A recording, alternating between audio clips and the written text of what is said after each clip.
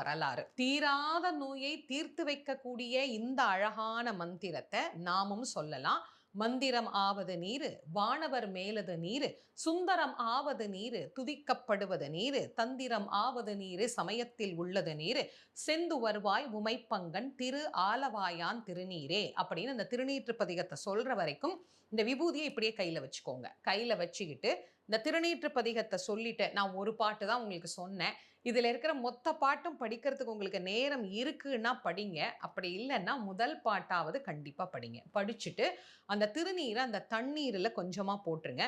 கொஞ்சம் நெத்திக்கு பூசிக்கோங்க.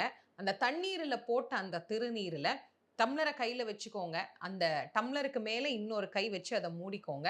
முருகா, என்னுடைய இந்த நோய்கள் எல்லாமே நீங்கணும். இந்த நோயிலிருந்து எனக்கு சீக்கிரமா விடுதலை கிடைக்கணும். நான் எடுத்துக்கிற மருந்து எனக்கு வேலை செய்யணும். ஏன்னா பல பேருக்கு மருத்துவர் சொல்லுவாங்க